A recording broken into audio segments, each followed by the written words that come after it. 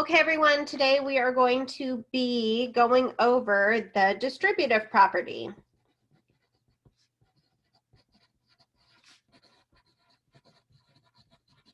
And today is the 21st. So the first thing that we are going to do is review distributive property with algebra tiles. This here, this long rectangle shaded in, is going to represent our variable x. This small unit here shaded in is going to represent one whole, and this small square here not shaded is going to equal -1, represent -1. So these are our algebra tiles that we will be using. What we are going to do is we're going to demonstrate the distributive property with our algebra tiles. My example is going to be 4 times the quantity of 2x minus 5. So here is our problem. Now, in order to demonstrate this using algebra tiles, we are also going to be using an area model. So an area model is a rectangle. And what we're going to do is we're going to show the first term, so this 4, on the left-hand side. So if I have 4, I'm going to represent that with 4 cubes. It's positive, so they all need to be shaded. Then when I look inside my parentheses, I have 2 terms here. So I'm going to break my rectangle into 2 spots. The first term is 2x, so I'm going to represent that by drawing 2 x's. And again, those are positive, so those should be shaded. And my second term is -5, so I represent that with 5 white cubes. Now, the way that this area model works is wherever 2 of the terms meet, that means that I'm multiplying them together. So this would be like 1 times x times x. And remember, anything times 1 is itself. So this is going to result in 2 x's. And then 1 times x makes 2 x's.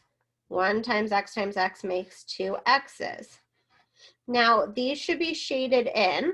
I'm going to go back and shade mine just to save time. So at the end, I have something that's going to look like this.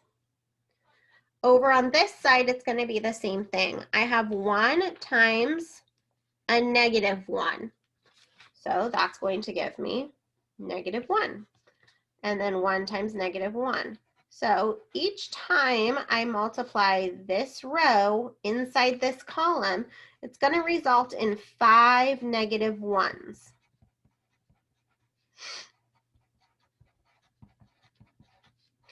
Your drawing does not have to be perfect. It just needs to be so that you can identify it. Okay? Now that I've drawn inside my area model, I'm going to go ahead and I'm going to count up what I have in each of my boxes. So this is box 1. I have 1, 2, 3, 4, 5, 6, 7, 8 x. I have 8 x's. So that's 8x. Over here, what I have is 1, 2, 3, 4, 5, 6, 7, 8, 9, 10, 11, 12, 13, 14, 15, 16, 17, 18, 19, 20 negatives. So I have a -20. And then there you have it. That is algebra tiles distributive property. Now, most of the math that we solve will not be algebra tiles distributive property. So we're going to go over what the distributive property looks like if I don't have algebra tiles. So my next example is -8 times the quantity of 9 minus 5m. So essentially, anytime I have a number touching a parenthesis, touching means multiplication. So this means I'm multiplying -8 times the quantity of 9 minus 5m. One of the ways to do that is to say that I have -8 times 9 and a -8 times -5m. Because this -8 is being distributed to each term inside the parenthesis. From here, I'm going to go ahead and start to simplify. So -8 times 9 makes -72, and a -8 times -5m makes a positive 40m. Now, these are not like terms, so therefore I cannot simplify further, and there you have it, distributive property. Please notice the work that I showed, okay? I'm also okay if you want to use jumpy arrows, which means something like this, but I would prefer this is proper math, okay? Here is my next example. This is going to be the quantity of 9r plus 4, and then this. So this problem and this problem are different. And the reason they're different is because this here is on the back end of my parentheses. And when we do math, we always read from left to right. So when I'm reading this, this is the quantity of 9r plus 4 minus 8. Notice how I said minus 8. Because of that, this is not multiplication. This -8 does not get distributed because again, this is not a -8, it's a -8. Also, I do not have a number touching a parenthesis. So therefore, this is the same thing as 9r plus 4 minus 8. And all I need to do here is combine like terms. So my only like terms are my positive 4 and my -8. So I have 9r, and that makes -4. And there you have it. I'm done. Now there's one other situation that we might come across that's also a little bit different. Let's say I have -8 minus the quantity of 5x minus 2.